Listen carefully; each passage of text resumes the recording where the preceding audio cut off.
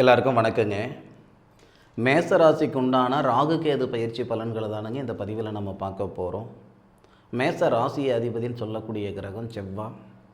மேசராசிக்கு மட்டுமே இருக்கக்கூடிய ஒரு அற்புதமான ஒரு அமைப்பு என்னன்னா, மேச ராசிக்கு அதிபதி செவ்வாய், மேஷராசிக்கு 8வது பாவகத்துக்கு அதிபதியும் செவ்வாய். அப்போது அந்த செவ்வாய் மேசராசிக்கு 4வது பாவகத்தில் நீட்ச நிலையில் இருக்கும் பொழுது தான் ராகு கேதுவும் பயிற்சி அடைகிறாங்க. மே மாதம் 17ஆம் தேதி திருக்கணித பிரகாரம் ராகு கேது பயிற்சி அடைஞ்சிட்டாங்க. அப்படி ராகு கேது பயிற்சி அடைஞ்ச ஒரு தருணங்களில் மேஷராசியில் பிறந்த நண்பர்களுக்கு சாதகமான பலனை இந்த பிரபஞ்சம் தருமா, இல்லை பாதகமான பலனை இந்த பிரபஞ்சம் தருமா? பொதுவாகவே எல்லாருடைய எதிர்பார்ப்பும், எனக்கு காசு பணம் கோடி கோடியாக கொட்டணும்னு அவசியம் இல்லை, என்னுடைய உழைப்புக்கு தகுந்த உயர்வு இருந்தால் போதுமானது, வாழ்க்கைக்கு ஏற்ற வளர்ச்சி இருந்தால் போதுமானது, உழைக்கிறதுக்கு நான் ரெடியாக இருக்கேன், அதுக்கான ஒரு சந்தர்ப்பத்தை மட்டும் இந்த பிரபஞ்சம் உருவாக்கி கொடுத்தா போதும், எல்லாருடைய எதிர்பார்ப்பு. இந்த மேச ராசியில் பிறந்த நண்பர்களுக்கு பல பேருடைய வாழ்வாதாரத்துக்கு காரணமாக இருந்து தான் பழக்கம் இருக்குமே தவிர யாருடைய அழிவுக்கும் காரணமாக இருந்து பழக்கம் இருக்காது. நிறைய வீட்டில் பார்த்திங்கன்னா மூத்த பிள்ளை மேசராசியில் பிறந்திருப்பாங்க. அது பெண்ணாக இருந்தாலும் சரி அல்லது ஆணாக இருந்தாலும் சரி, தந்தையுடைய ஸ்தானத்தில் இருந்து தன்னுடைய தம்பிங்களை தன்னுடைய தங்கையை கரை சேர்த்திருப்பாங்க. எந்த விதமான ஒரு பிரதிபலன் எதிர்பாராமல் தன்னுடைய கூட பிறந்த பிறப்புகளை அடுத்த லெவலுக்கு கொண்டு போயிருப்பாங்க. நிறைய பேருக்கு உதவிகரமாக இருப்பாங்க. இன்னும் சொல்லப்போனால் இந்த சோசியல் சர்வீஸ் சமூக ஆய்வாளர்கள் இவங்கெல்லாம் பார்த்திங்கன்னா மேசராசியில் பிறந்தவங்க ரொம்ப ஜாஸ்தியாக இருப்பாங்க. முதியோர் இல்லம் நடத்திட்டுருக்கிறேனுங்க, ஆதரவற்ற பிள்ளைகளுக்கு ஆதரவாக நான் இருக்கிறேனுங்க அப்படின்னா இந்த மேசராசியில் பிறந்தவங்க நிறைய பேர் இருப்பாங்க. அதே மாதிரி வாங்கின பணத்தை கட்டுறதுக்கு வேணும்னா இந்த மேசராசியில் பிறந்தவங்க லாக்கிப்படுவாங்களே தவிர கொடுத்த பணம் வாங்கிறதுக்கு லாக்கிப்பட மாட்டாங்க. அதை பற்றியும் கவலையும் இல்லை. நானே சம்பாதிச்சேன், நானே அழிச்சிட்டேன் அப்படின்ட்டு ஒரு பெருந்தன்மையாக போகக்கூடியவங்களும் இந்த மேசராசியில் பிறந்தவங்க நிறைய பேர் இருப்பாங்க. அப்பேற்பட்ட மேசராசி நண்பர்களுக்கு ராகு கேது பயிற்சி காலம் நல்லா இருக்குமா? இது மே மாதம் மே 17ஆம் தேதி தான் குரு ராகு கேது பயிற்சி அடைஞ்சாங்க. மே 25ஆம் தேதி வரைக்கும் நிச்சயமாக உங்களுக்கு சாதகமாக கிடையாது. மே 25ஆம் தேதிக்கு மேற்கொண்டு, அதாவது உங்களுடைய ராசியாதிபதினு சொல்லக்கூடிய செவ்வாய் உங்கள் ராசிக்கு 5வது பாவகன் சொல்லக்கூடிய சூரிய பகவானுடைய ஆதிக்கத்துக்கு மாறுற வரைக்கும், பயிற்சி அடைகிற வரைக்கும் பொறுமையாக நிதானமாக இருக்கிறது அவசியம். ஏன்னா ஏதாவது ஒரு சங்கடத்தில் போய் மாட்டிக்கிட்டீங்கன்னு வச்சுக்கோங்களேன், அதுலேருந்து மீளறதுக்கு அதுலேயே மல்லு கட்டுறதுக்கே உங்களுக்கு நேரம் சரியாக போயிடும். இன்றைக்கி 22 தேதி ஆகுது, 23, 24, 25 இன்னொரு 3 நாள் சூதானமாக இருங்க. மேசராசியில் பிறந்த ஆணாக இருந்தாலும் சரி அல்லது பெண்ணாக இருந்தாலும் சரி, முக்கியமான முடிவுகள் ஏதாவது எடுக்கணும்னா கொஞ்சம் வெயிட் பண்ணுங்க. மே 25ஆம் தேதி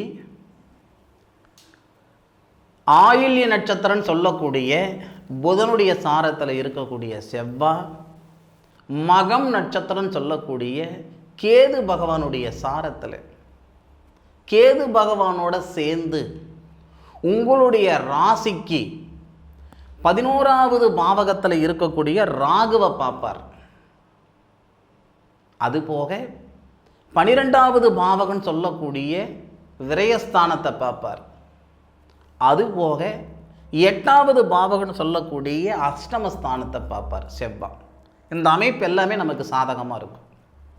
அப்போது நீண்ட நாள் இழுவறியாக இருக்கக்கூடிய செயல்கள் எல்லாம் இந்த தருணத்தில் அதாவது சரியாகும்.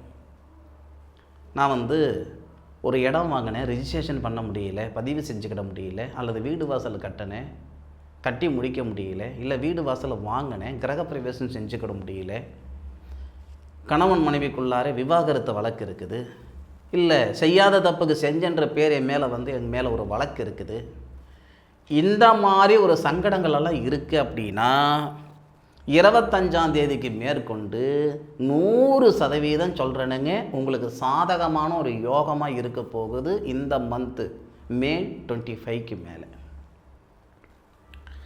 அதே மாதிரி 5வது பாவகத்தில் வரக்கூடிய கிரகம் செவ்வாய், சூரிய பகவானுடைய ஆதிக்கத்தில். அப்போ அந்த சூரிய பகவான் எங்கே இருக்கிறாருன்றது நமக்கு தெரியணும் இல்லை. உங்களுடைய ராசிக்கு 2வது பாவகம் சொல்லக்கூடிய தனஸ்தானத்தில் இருக்கார். அப்போது தனஸ்தானத்துக்கு வரக்கூடிய சூரிய பகவான் உங்களுடைய ராசியாதிபதி செவ்வாய் இருவருமே உங்களுடைய ராசிக்கு 8வது பாவகத்தை பார்க்குறாரு.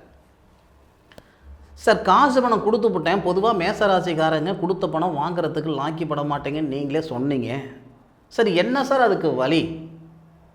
நான் கெஞ்சியும் கேட்டு பார்த்துட்டேன், அதைட்டையும் கேட்டு பார்த்துட்டேன், பணிஞ்சியும் போயிட்டேன், பயமுறுத்தியும் போயிட்டேன், எனக்கு நல்லது நடக்கலை சார், கொடுத்த பணம் சேர்ற மாதிரி எனக்கு தெரியல சார் அப்படின்னா, இந்த மே 25ஆம் தேதிக்கு மேலே ஜூன் மாதம் 21ஆம் தேதிக்குள்ளார நீங்கள் கொடுத்த பணம் வர்றதுக்கான ஒரு சூழல் இல்லையா, அதுக்கு ஒரு போகும் வழி வந்துடும் மேசராசியில் பிறந்தவங்களுக்கு. அதே மாதிரி வேலை வாய்ப்பில் இருக்கிற சங்கடங்களும் சரியாயிடும். வேலை வாய்ப்பில் இருக்கிற சங்கடம்னா உங்களுடைய ராசிக்கு 12வது பாவகத்தில் சனி பகவான் இருக்கிறது பாதகம் அப்படின்ற மாதிரி ஒரு சில ஜோதிடர்கள் சொல்லியிருப்பாங்க. அது உங்களுக்கு 7.5 சனியாக வருது அப்படின்ற மாதிரி சொல்லியிருந்திருப்பாங்க. இருக்கட்டும், அந்த சனி பகவானை உங்களுடைய ராசிநாதன் சொல்லக்கூடிய செவ்வாய் பார்க்குறாரு. அப்போது வேலை வாய்ப்பில் இருக்கிற சங்கடங்கள் இந்த தருணங்களில் சரியாயிடும். அதுவும் காவல்துறையில் இருக்கிற நண்பர்களுக்கு மிக சிறந்த நேரம் இந்த நேரம். சார் காவல்துறையில் இருக்கிற நண்பர்களுக்கு மிக சிறந்த நேரம்னு சொல்கிறீங்க, இதுக்கு முன்னாடி அவங்களுக்கு என்ன நேரம் கெட்டு போயிருந்ததா? அதாவதுங்க, வீட்டு காப்பாற்றுறவங்களா இருக்கட்டும், நாட்டை காப்பாற்றுறவங்களா இருக்கட்டும், அவங்களுக்குள்ளார மன அழுத்தமெல்லாம் இருக்க தானே செய்யுது. எத்தனையோ பேர் வேலை வாய்ப்பில் நிறையா சுமை இருக்குது அப்படின்ட்டு அப்படி செஞ்சுக்கிட்டாங்க இப்படி செஞ்சுக்கிட்டாங்கன்றதெல்லாம் நம்ம பேப்பரில் படிச்சுக்கிட்டு தானே இருக்கோம். அந்த பணியின் சுமை அதிகமாக இருந்ததுனால இந்த ஒரு முடிவு எடுத்துக்கிட்டாங்க, இல்லை வேலை விட்டுடலாமா அப்படின்ற எண்ணத்துலலாம் இருக்கிறவங்க நிறைய பேர் இருக்க தானே செய்கிறாங்க. இந்த தருணங்களில் கட்டாயம் சொல்கிறேன், அந்த வேலை வாய்ப்பில் இருக்கிற சங்கடங்கள் நீங்கும், பதவி உயர்வு ஏற்படும். காவல்துறையில் இருக்கிற நண்பர்களுக்காக இருக்கட்டும், அதே மாதிரி இராணுவத்துறையில் இருக்கிற நண்பர்களுக்காக இருக்கட்டும், அடுத்த கட்டத்துக்கு நீங்கள் மூவ் ஆகிறதுக்கான நேர காலங்கள் இந்த பிரபஞ்சம் இந்த நேரத்தில் தரும். அதே மாதிரி விவசாய நண்பர்களுக்கு அருமையான நேரம் பார்த்துக்கிடுங்க. விவசாய நண்பர்களுக்கு மிக சிறந்த ஒரு தருணமாக வரக்கூடியது அப்படின்றது ஜூலை மாதம். நமக்கு மே மாதம் தானங்க ராகு கேது பயிற்சி அடைஞ்சது. ஆனால் ஜூலை மாதத்திலிருந்து அடுத்து ஒரு 6 மாதத்துக்குள்ளார, ஜூலை மாதத்திலிருந்து டிசம்பருக்குள்ளார வச்சுக்கோங்களேன், அந்த டிசம்பருக்குள்ளார மிகப்பெரிய ஒரு மாற்றங்கள் வரப்போகுது. டிசம்பர் ஜனவரிக்குள்ளாரன்னு வச்சுக்கோங்களேன். இந்த தருணங்களில் மேசராசியில் பிறந்தவங்களுக்கு, இதுக்கு முன்னுக்கு விவசாய நண்பர்களுக்கு ஒரு ஏக்கரை நிலத்தில் 30 மூட்டை தானே என்னால் அறுவடை பண்ண முடிஞ்சது, விளைய வச்சு விளைச்சல் எடுக்க முடிஞ்சது அப்படின்னா, இந்த ஜூலை மாதத்தில் இருந்து ஜனவரி மாதம் வரைக்கும் 6 மாதம் டைம். இந்த 6 மாதத்தில் அதே ஒரு ஏக்கரை நிலத்தில் 45 மூட்டை எடுப்பீங்க. 30 மூட்டை நெல் எடுத்த இடத்துல 15 மூட்டை நெல் ஜாஸ்தியாக 45 மூட்டை நீங்கள் அறுவடை செய்வீங்க. இதை அனுபவித்து சொல்லுங்கள் சார், நடக்குமா சார்?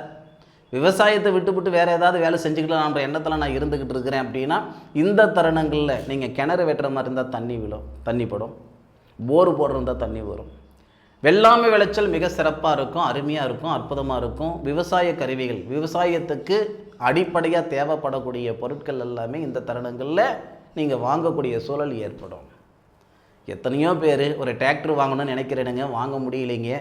5 வருஷமாக நான் உழவு ஓட்டுறதுக்கு ஒவ்வொரு முறையும் வாடகை டிராக்டர் வாங்கி அதுக்கு கூலி கொடுக்கறதுக்குள்ள உசுறு வருதுங்க அப்படின்னா, இந்த தருணங்களில் கட்டாயம் உங்களுக்கு உண்டான ஒரு அடிப்படை மிஷன்கள் வாங்கக்கூடிய சூழல் ஏற்படும். அதுபோக எத்தனையோ குடும்பங்களில் கணவன் மனைவிக்குள்ளார பலவிதமான சங்கடங்கள் ஏற்பட்டிருக்கும். மேஷராசியில் பிறந்தவங்களுக்கு அந்த கணவன் மனைவிக்குள்ளே இருக்கிற சங்கடங்கள் சரியாகும். இன்னும் சொல்லணும்னா உடல் உபாதைகள் உச்சந்தலையிலிருந்து உள்ளங்கால் வரைக்கும் என்ன தொந்தரவுனே தெரியாமல் எனக்கு ப்ராப்ளம் வந்துக்கிட்டு இருக்குது சார். காலையில் இருக்கிற மாதிரி சாயந்தரம் இருக்க முடியல, சாயந்தரம் இருக்கிற மாதிரி காலையில் இருக்க முடியல, ஒரு நிலையாக என் உடம்பு இல்லை சார். செவரு இருந்தால் தானே சித்திரம் வரைய முடியும்னு சொல்லுவாங்க. என் உடம்பே சரியில்லாமல் இருக்குது சார் அப்படின்னா மேசராசியில் பிறந்த நண்பர்களுக்கு இந்த 25ஆம் தேதிக்கு மேற்கொண்டு உடல் உபாதைகள் சரியாகும், சத்துரு தொல்லை சரியாகும். சத்துரு என்ற வார்த்தை பயன்படுத்துகிறீங்களே சார் அப்படின்னா, குதிரை கொள்ளு திங்குதுன்னா பார்க்குற கழுதைக்கு வயிற்றெரிச்சல்னு சொல்லுவாங்க. எப்படிங்க? குதிரை கொள்ளு திங்குதுன்னா பார்க்குற கழுதைக்கு வயிற்றெரிச்சல். நாம் நல்ல விதமாக இருந்தால், நாம் நல்ல விதமாக இருக்கட்டும்னு நினைக்கிறதுக்கு 4 பேர் இருக்கிறாங்க அப்படின்னா, நல்லா இருக்கிறாங்களே அப்படின்னு நினைக்கிறதுக்கு 10 பேர் இருக்க தானே செய்கிறாங்க. அப்போது இந்த தருணங்களில் நம்ம மேலே இருக்கக்கூடிய அந்த சங்கடம், அந்த சத்துரு தொல்லைகளெல்லாம் நீங்கும். நம்ம உழைப்புக்கு தகுந்த உயர்வு ஏற்படுத்தும், வாழ்க்கைக்கு ஏற்ற வளர்ச்சி ஏற்படுத்தும். இதில் மாற்று கருத்து இல்லை. ஆனாலும் மேஷராசியில் பிறந்தவங்களுக்கு இயல்பாகவே முருகர் வழிபாடு, பொதுவாக மேஷராசியில் பிறந்த யாராக இருந்தாலும் சரி, ஆணாக இருந்தாலும் சரி, பெண்ணாக இருந்தாலும் சரி, ஒரு கட்டத்தில் முருகருடைய வழிபாடு அதிகமாக எடுத்துக்கிடுவீங்க.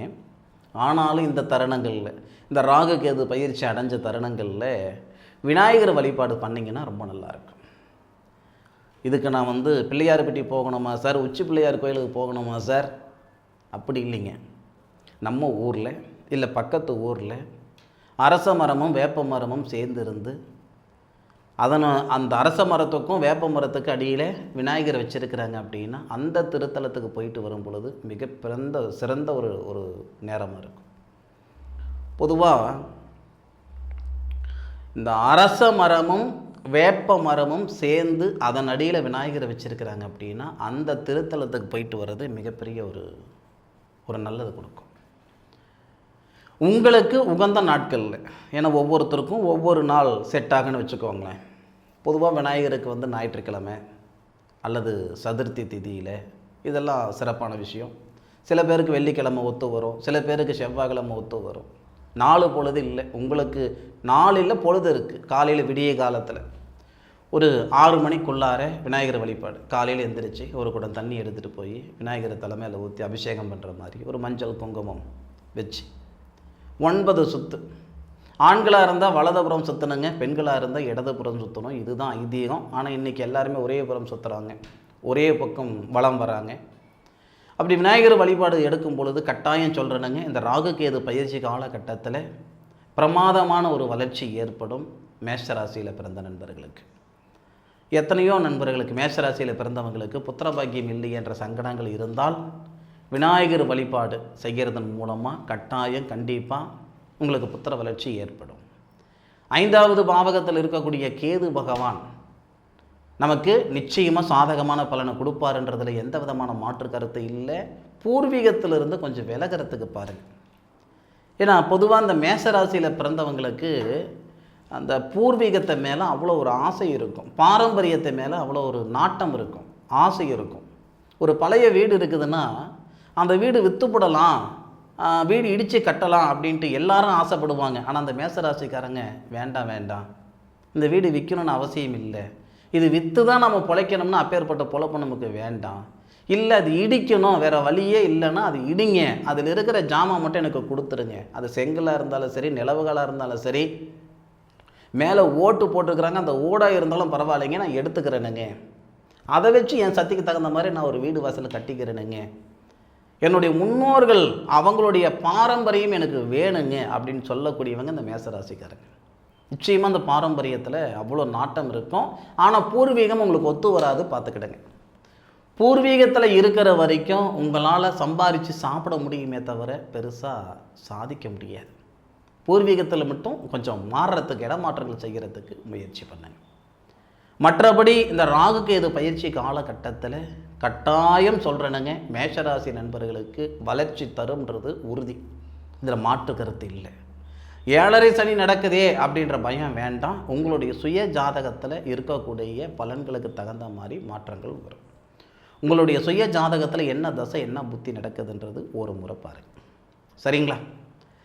இந்த பதிவு மேசராசி நண்பர்களுக்கு பயனுள்ளதாக இருக்கும் நான் மனசார நம்புகிறேன். இந்த பதிவு பற்றி உண்டான கருத்துக்களை கமெண்ட் பாக்ஸில் பதிவு பண்ணுங்கள். மீண்டும் அடுத்த ஒரு அற்புதமான தருணங்களில் உங்கள் அனைவரையும் சந்திக்கும் வரை உங்களிடமிருந்து விடைபெறுவது உங்கள் வீட்டு ஜோதிட நண்பனான மா காளிதாஸ் மணிகண்டன்.